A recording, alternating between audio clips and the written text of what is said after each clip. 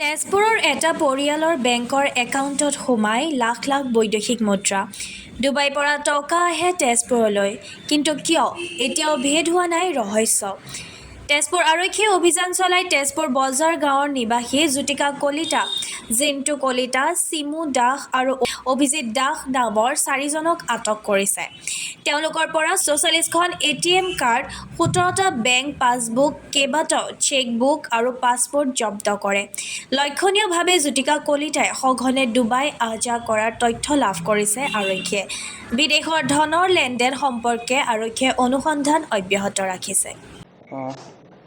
আমাৰ honourable SSP sir professor ছাৰৰ এটা বিশেষ ক্ৰেডিবল ইনফৰমেশ্যনৰ ভিত্তিত আমি যোৱাকালি আমি কিছুমান খবৰ পালোঁ যে ইয়াৰে আমাৰ তেজপুৰৰ কেইজনমান বাসিন্দা তেওঁলোকৰ যিখিনি বেংক একাউণ্ট তাৰ লগত যথেষ্টখিনি মানে বাহিৰৰ পৰা ফৰেন মানি ট্ৰেঞ্জেকশ্যন হৈ আছে বুলি, আৰু সেই খবৰৰ ভিত্তিত আমি তাৰে এজন প্ৰাইম একিউজড বুলি আমি ছাছপেক্ট কৰিছিলোঁ। তেখেতৰ ঘৰত যাওঁ আৰু তেখেতৰ ঘৰত আমি যথেষ্টখিনি ATM কাৰ্ড আৰু বেংক চেকবুক, পাছবুক আৰু ডুবাইৰ পাছপোৰ্ট, য'ত তেওঁ ডুবাইলৈ অহা যোৱা কৰে আৰু তেখেতে ডুবাইত কাম কৰে বুলি আমাক জনাইছে ইতিমধ্যে।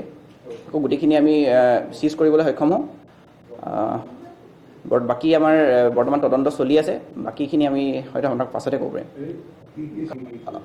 চিজ আমাৰ এৰাউণ্ড আমি 44খন ATM এণ্ড ফৰেক্স যিটো ট্ৰেঞ্জেকশ্যন কাৰ্ড আছে সেয়া কৰিছোঁ, আৰু লগতে আমাৰ 17খন বেংক চেকবুক আছে, পাছবুক আছে, আৰু আপোনাৰ পাছপোৰ্ট আমি চিজ কৰিছোঁ। সেইখিনি আমাৰ হয়, ফৰেনৰ পৰা মানি ট্ৰেঞ্জেকশ্যন কৰাৰ খবৰ আমি এতিয়া প্ৰিলিমিনেৰী যিটো আমাৰ এনকুৱাৰী মতে আমি পাইছোঁ যে ফৰেনৰ পৰা যথেষ্টখিনি মানি ট্ৰেঞ্জেকশ্যন হৈ আছে। মানুহ আপোনাৰ গোটেইকেইজন আপোনাৰ বৰজাৰ শইকীয়া চুবুৰী গাঁৱৰ হয়।